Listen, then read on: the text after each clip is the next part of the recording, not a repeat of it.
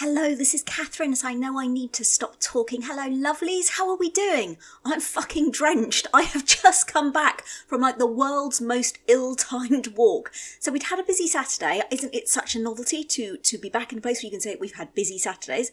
But we've had a busy Saturday and I found myself with a brief gap this afternoon, and it had been pouring down where we are, absolutely pouring down. But I do love a walk, and I thought, well, it's just stopped raining. That's what I told myself. And so as the last bits of the rain were falling, I said to Mr. I know I need to stop talking. I'm just going to pop out for a quick walk. No problem, he said. Now, I don't tend to walk dressed for the weather at any time of year, really, by which I mean I actually paused on the threshold to go, is it a flip-flop day? Listeners, it was not a flip-flop day by any fucking stretch of the imagination. So I walk out the house, and I may have mentioned before, I'm very stubborn. So when I looked up in the sky to see an ominous grey cloud looming and kind of the dawning realisation that maybe the little droplets of rain that I thought were the end of the rainstorm might be the start of a new rainstorm, I was like, I'm out. I'm going to follow through with this. I've committed to this walk. I am off on the walk. And I was probably no more than about 2 minutes away from home when it started to really rain. But I kept with true optimism. I kept telling myself, it's just a shower. It's just a shower. I've got home. It looks like I've been in the fucking shower. I am, you know that scene at the end of Four Weddings and a Funeral, which is fucking ridiculous, right? I'm sure you all know the scene. It's Hugh Grant, it's Andie McDowell. They're on the doorsteps. It's fucking pissing it down. And they're like, oh my God, I love you, I love you, I love you, I love you. And she says to him, is it raining? I hadn't noticed. How the fuck can you not notice? You look like you're underwater. Literally, you look as though you're going to need some kind of scuba breathing apparatus. Is it raining? I hadn't noticed. Fucking bullshit. I never did like Andie McDowell in that film. I'm sorry, Andy. I'm sorry. I'm sure you're a very lovely person, but that was a very, very irritating line of dialogue, although let's blame Richard Curtis for that and not you.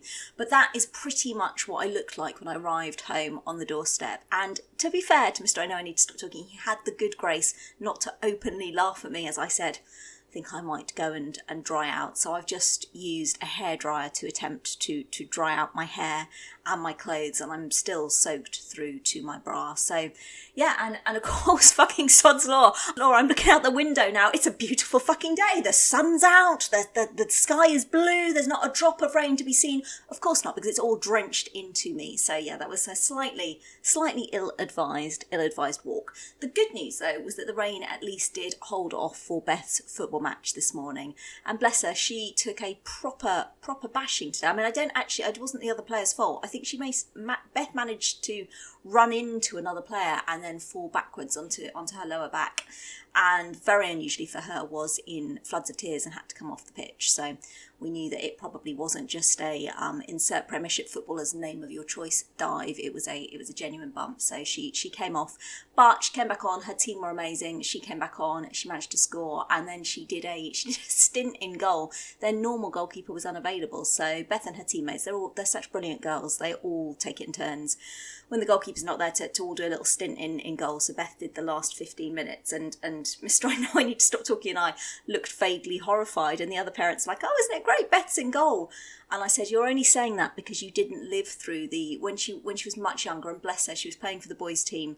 They didn't have their goalie. Nobody wanted to go in goal. And Beth, God love her, said, I'll step up, I'll go into goal and I'll do it. And she let 18 goals in. To be fair, she was awarded Player of the Match for sheer perseverance, but I think Mr. I know I need to stop talking, and I have some kind of PTSD, because every time anybody mentions Beth and goalkeeping in the same sentence, we have a minor panic. But she smashed it. She wasn't massively challenged, but she smashed it. And so, yeah, she's feeling a little bit sorry for herself with her back injury, but not so sorry that she couldn't eat both her own donuts and then make designs on Jamie. So I think she's doing okay. I mean, my great excitement of the week as a 39-year-old, I've booked my fucking COVID vaccine. I'm so excited. I mean, possibly partly because after a year and a bit of on and off lockdown, it feels to me like genuinely a proper social event. I actually found myself thinking, how tragic is this? I found myself thinking, what shall I wear? It's a fucking vaccine. Nobody cares. But I may wear heels. I haven't worn heels for the last 15 months. I'll probably deck it on my way to getting the vaccine. But yeah, I've booked that. That's next Saturday. So next Saturday's podcast will be recorded live post-vaccine. How exciting. I feel so honoured and humbled and privileged to live in a country where not only barely 12 months into the pandemic do we have vaccines available to everybody, but they're free of charge. I mean, fucking hell, it's oh my goodness, people in countries, I'm sure, across the world who don't have the access to free healthcare that we have. I mean, no, the NHS is not perfect, and how could it be with the amount of funding that's been stripped out of it from successive governments? But my God, it is a wonder. It really is. And yeah, I will probably be very emotional when I go and get my vaccine. Particularly if they stick it in really hard and it really fucking hurts. But, you know, who cares? Who cares? I'm getting a vaccine. I'm so excited. So that's my big excitement of the week. I mean, God love Jamie. So as the rest of the world gets really excited at the thought there might be an end to this pandemic in sight. I mean, I feel like Jamie's going to need some kind of trauma therapy because he's loved lockdown so much. I said to him whenever I booked it Thursday night, I said to him, "Oh, I've booked my COVID vaccine, Jamie. Isn't it fantastic?" And he looked at me like a look of disbelief and went, "Why have you done that?" And I said, "Well, you know, that's how we're all going to get out of the pandemic. Isn't it wonderful? We're all going to get vaccinated and then the pandemic will end." And he looked at me very seriously. He said, "Mum, one day all of this will be over and you're only going to have yourself to blame." And I genuinely think he means it. I genuinely think he's loved lockdown so much. As the rest of us, I'm like, oh, we're going to see other people and we're going to leave the house and wear something other than elasticated waistbands from the waist down. He's like, why? Why would you bother? So, yeah, if you know, this Indian variant, and I'm sure, you know, the scientists are on it now, but everybody else is kind of watching and waiting with bated breath as to, you know, please let it not take us backwards. I mean, there's possibly one person in the whole world who's going, but if it meant a little bit more lockdown, it'd be worth it. And that person is Jamie. I'm very, very, yes, I don't even pretend to understand him. But yeah, so that's been the big excitement towards the end of this week, booking my COVID vaccine. Other big excitement of this week has been the letter that came from Beth's school. It is time for Beth to have sex ed. And I just want to say right now, I feel desperately sorry for the person who is stuck with trying to teach Beth sex ed. And sex ed's a funny one, right? I remember certainly when Jamie was in primary school, the sex ed lessons in year 5 and 6 were like a big thing. And I always think schools do amazingly with this, because my observation is that there are two fairly extreme schools of thought from parents when it comes to sex ed. There's the, oh my goodness, my babies, how could you possibly teach them anything like this? This is outrageous. And I think the schools are really good at, and to be fair, that was an over-exaggerated persona there. I think there's lots of parents who just feel very awkward talking to their children about sex, might feel very awkward talking about sex full stop. And I think the schools do an amazing job in terms of, you know, sort of saying to those parents, well, come in and see the videos we're going to show and we'll talk you through the curriculum. So that's the one school of thought. And then you have the other school of thought, which is basically parents like me. And I don't think one school of thought is better or worse than the other. They're just very different. And we've just always had a view of just being very upfront with the kids. And I remember as a kid having the talk with my mum and being so mortified that I just wondered whether it was possible to die from sheer mortification. So we always set out that we would never have the talk with our kids, and kind of we'd just answer questions as they came up, really. And it seems to have worked mostly all right. I think I'm partly, as well as the talk when I was younger, I'm partly influenced by finding, and I'm sure I'm not the only child who did this at formative years, finding the Joy of Sex book on my mum and dad's bookshelf, which, if anything is going to put you off having sex, it probably is the illustrations in the original Joy of Sex book. They are remarkable things. And I genuinely remember, for quite some years, because they're very 70s in style, the originals is the best way I can describe it, genuinely thinking that you weren't allowed to have sex until you have a beard. So, you know, the Joy of Sex may have been great for awakening people's sexual desires across the world, but also, you know, there's some beard discrimination going on there. It makes it unclear as to whether or not a beard is a requirement for sex.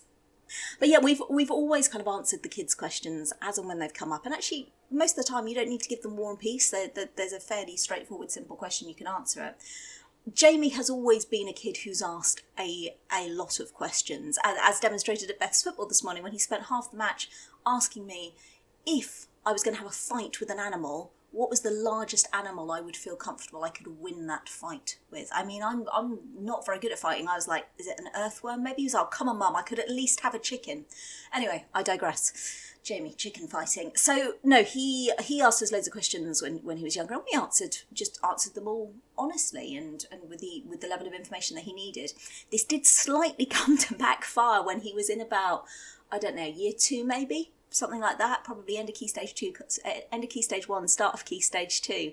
And a friend of mine came round and she was laughing and she said, Jamie's been educating the other kids in the year about sex ed. And I was like, oh dear God, what has he said? What has he said? Oh dear God, what has he said? She said, no, it's absolutely fine, nothing. Because we've also always emphasised with the kids that while we will talk about anything and everything and ask all their questions, some children's parents are not comfortable with them knowing that level of information, so therefore it's best to just play it down. So Jamie had, he had played it down to a certain extent, but it was a time in Jamie's school career where they were probably 7, his class, and it was just like one constant episode of first dates. Everybody was dating everybody. At one point, he had like 6 girlfriends. I said 6. He says, that's nothing. He said, my mate's got 8. So everybody was kind of dating everybody else, which was very strange.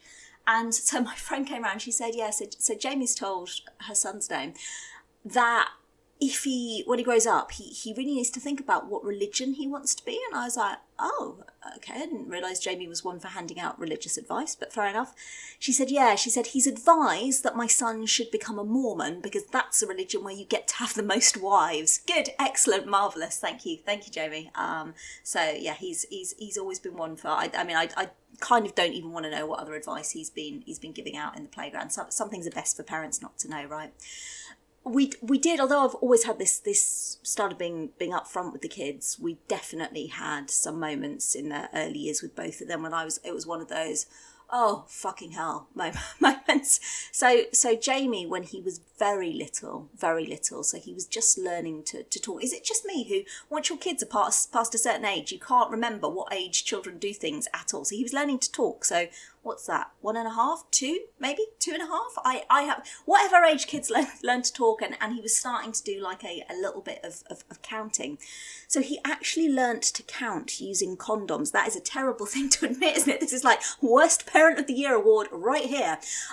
Not intentionally, that was not how I tried to teach him to count, but I came upstairs one day and I had just gone to get the washing, and he was upstairs. We had a loft conversion at the time. He was upstairs in the loft and we were just getting ready for sort of bed and bath, and I came upstairs and he'd been up in the loft and he'd gone into the bedside table drawer by Mr. I Know I Need to Stop Talking's bed, and had happened upon and had found a load of lovely, shiny, square, magical, beautiful, precious things. So he had taken out the precious things and he had put them in a little circle sort of around him, and he was going around pointing at the precious things. 1, 2, he could only count to 2, so it was kind of like a series of counting to 2 using condoms, really, which is the class every parent hopes that their child will excel in. And of course then you don't want to make a big deal out of it, do you? You don't want to kind of go, oh my goodness darling, what are you doing? So I was like, oh, where did you get those? And he indicated that he'd got them from Daddy's drawer, and I was like, well, they're Daddy's things, let's put them back now. And then he suggested that maybe he should take them to nursery, and I very nicely explained that there was no fucking chance in hell he was going to take them to nursery, and made sure undercover the condoms were removed from the bedtime drawer, never for him to see them again. Beth also had a good condom moment when she was younger. Similarly, bedside drawer. Oh, bedside drawers should come with locks, shouldn't they? They really should. She had gone into Mr. I Know I Need to Stop Talking's bedside drawer and had pulled out more of the precious things, and these ones are in a red packet. And she looked at me and she looked quite outraged, and I said, are you right? She said, yeah. She said, why is Daddy keeping the ketchup in his bedside drawer? Because she'd mistaken them for those tomato sauce sachets that you get in restaurants. So proud. So proud. Hashtag blessed. That was definitely that moment. I think one of my most... Do I share this? This is quite mortifying. No, I will share this moment, because I'm sure... I was going to say I'm sure everybody's had a moment like this, but no, maybe it is just me. One of the definite characteristics of toddlers is their ninja stealth way to wake up from naps in the middle of the day and materialise just when you don't want them to. And so it was when Beth was very little, and Jamie was at a friend's, I think, and I'd put Beth down for her nap, and, you know, parents of 2 young children, you've got to take your chances where you can get them, right? So it was that things were happening, and at critical moments, I turned my head to one side. And there is nothing that it's never mentioned in The Joy of Sex once what one should do if at the moment of climax one turns one's head to be confronted by a toddler dressed as a bear. Yeah, that's one for the one for the memoirs. Yeah, that was a startling moment. I think possibly my best parenting moment ever was on the school run, and I did take this and feature it in one of my books, where I really can't park my car at all, despite the fact that I've now been driving for 16 years. I can't park it. I'm really, really horrendously bad, and everybody who's ever worked with me knows just how bad I am, not least my last but one job. I managed to crash my car into the side of my own office while trying to park it. That was a high point. But I'm terrible at parking, and outside the kids' school, when they're both at primary school together, as is on all school runs, right, parking's a nightmare. But I'd managed to find a space one morning, and it was too small to go into frontway, so I was confronting my greatest fear, which is parallel parking. Honestly, like sharks and razor blades have nothing on parallel parking. And I just commenced the process of parallel parking when Beth in the backseat pipes up, "Mummy, how are babies made?" And I have rarely felt like I had achieved more in life than that morning, when not only did I parallel park my car without crashing into a single other vehicle, which, yay, well done me, I also explained the rudiments of how babies are made. And yeah, I think I peaked at that point. I think it's all been downhill from one then. The disadvantage of being very open with your kids is by the time they get to sex ed. I mean, I always had a view that I wanted to make sure my kids knew. I didn't want my kids to find out stuff from the classroom for the first time, and that's not to say that's the right way of doing it. That was just for me and Mr. I Know, and to stop talking. That's always been the approach that we've taken. So we've covered lots of stuff, and we've answered, as I say, along the way, all of the questions that the kids have had, which is meant by the time Jamie went into year 6. So year 5 sex ed isn't really sex ed. It's basically periods and puberty. And then year 6 is actually, you know, kind of sex. So Jamie was pretty savvy by the time he went into year 6. And one of the great things that the schools do is they enable the kids to ask questions anonymously. They can write it on a piece of paper, and they can put it into like a pot. So I said to Jamie, I said, "Oh, have you got any questions that you're going to ask your teacher in sex ed today?" And he looked at me with the tiniest glimmer of a smile on his face, so that he's very good at being deadpan when he needs to. And he said, "Yeah, I've got a question that I'm going to ask." And I said, "Oh, what are you going to ask? Because I'm happy to answer it here and now for you." And he said, totally deadpan, he said, "I think I might ask my teacher if she's ever had a threesome." Mic drop. I got chatting to another mum the other day who teaches year 6, and we got onto the subject of sex ed. I said, "You must get some questions." She said, oh yes we do. She said, I literally go through them going, "No, not answering that. You're far too young to know about that. Ask your parents on that one." So yeah, teachers, you are amazing. I don't know how you do it. Needless to say, I did not allow Jamie to ask that question, and I think he was doing it as a bit of a wind up. But fucking hell, honestly, teachers, you are amazing. Beth's appalled about the idea of having to have sex ed, full stop. She's a bit kind of like hands in ears, la la la la la. So as I said, I pity the teacher who's got to teach her. Jamie pipes up the other night when we were chatting about sex ed and the fact that Beth's going to have it. Jamie pipes up, "Oh, do you remember, Mum, that time you chatted to us about masturbation in a restaurant?" I was like, "Whoa, what? Was that me? Are you sure that was me?" It's like, "Yeah, we were on holiday, and I had visions of the last time we'd been on holiday, and we went to this really, really, really nice restaurant." And I was like, "Oh my God, was I chatting in there about masturbation?" He went, no, it was the other one. And then I had that moment because I couldn't remember the conversation, and you know when you immediately jump to worst case scenario, and I was like, "Oh my God, did I do like a Meg Ryan in some restaurant with the children?" I mean, that's very inappropriate, but thankfully I didn't. But no recollection of that. But apparently I informed my children about masturbation in a restaurant. Again, Parent of the Year award coming right up. Other updates of the week, obviously. Jamie had been tasked, hadn't he, with needing to ask his teacher something, and it had been a long and torturous and painful journey, but success, he'd finally remembered to ask his teacher what he needed to ask, and his teacher said to him, Jamie, you need to go to room R14. Now, has Jamie been to R14 yet? No, Jamie has not. This is the latest long and torturous journey in the trying to get the answer that we need. So he's now got it written on both hands. He's had like 2 showers since he came back from school yesterday, and still I was like, Jamie, what's that in your hand? He's like, oh yeah, it's a reminder to go to room R14. I said, did it remind you to go to room R14? He went, no. So next week's excitement, along with my COVID vaccine, is will Jamie make it to room R14? It's the new room 101. I mean, it's just painful. Teenage boys, honestly, it's another world. If you haven't seen my post on Facebook, the other news this week is that Robert Peston was a dick. I mean, what new news, right? What new news? But he was writing on Twitter to his, million and a bit followers, so just a small scale audience there, that during lockdown, teachers didn't do very much teaching at all. And I'm not a teacher. I've never been a teacher, and I never will be a teacher, because lockdown, if it proved anything to me, so I'd be fucking terrible as a teacher.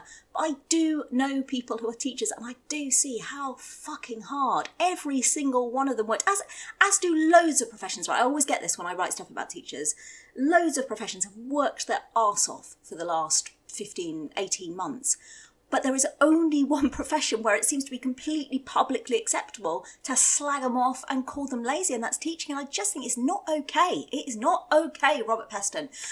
So yeah, that was a complete dick move on his part. I understand that he has since apologised. Personally, I think that a true apology would involve him going into a classroom now to teach and have that first-hand experience. In fact, maybe he could come to Beth's school and teach Beth sex ed, because my God, if that didn't make him regret his choice of words, I don't think anything would. So yeah, other than that, I hope everybody's keeping okay. These are still strange and weird and uncertain times. I'm off to go and wring out my clothing and not recreate Andie McDowell's stupid moment. Is it raining? I hadn't noticed. Of course it's fucking raining, mad fool. It's drenched, rain everywhere. But I hope you have lovely weekends. I hope you're getting to do something lovely. I hope that even maybe this week with new restrictions lifting, it enables you to see more of the people you love, do more of the things that you love. Look after yourselves. Stay safe. I will see you next week. Take care. Lots of love. Bye-bye.